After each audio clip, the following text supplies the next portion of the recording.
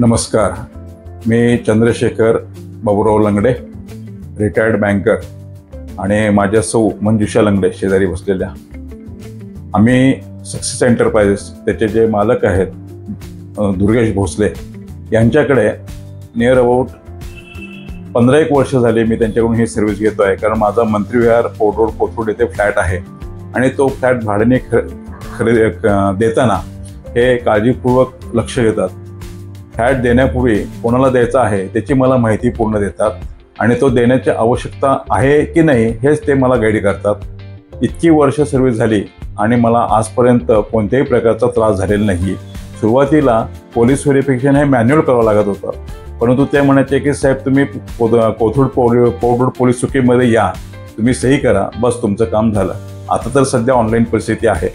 मुद्दामून आवर्जून सांगावंसं वाटतं की आपल्याला जर समजा फ्लॅट भाड्याने द्यायचं असेल, मी माझ्या बाबतीमध्ये, पण फ्लॅट खरेदी विक्रीच्या बाबतीत देखील माझ्या मित्रांचे अनुभव हे दुर्गेश एंटरप्राइज दुर्गेश भोसले यांनी अतिशय चांगल्या पद्धतीने हाताळलेले आहेत. आणि त्याच्याचबरोबर ते इन्शुरन्सचा देखील व्यवसाय करतात. मी ऑफिसमध्ये वारंवार भेट देत असतो आणि त्यावेळेला माझ्या लक्षात येतं की अरे दरवेळेला एखादं नवीन सर्टिफिकेट ॲड झालेलं असतं, म्हणजे नवीन सर्टिफिकेट समाविष्ट झालेलं असतं.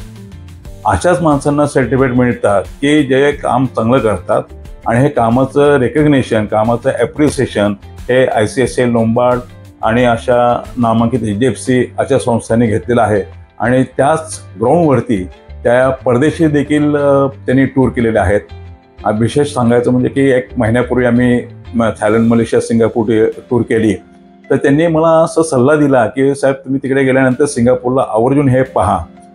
म्हणजे आपण नेहमीचे जे आपले व्यवहार आहेत, फ्लॅट खरेदी विक्री असेल, फ्लॅट भाड्याने देणं घेणं असेल, त्याचबरोबर इन्शुरन्सचा सल्ला असेल, त्याचबरोबर हे ज्याला आपण म्हणतो की ॲडिशनल व्हॅल्यू हे देखील स्वतःहून सांगणं हे ह्या माणसाचं अतिशय छान वैशिष्ट्य वाटतं.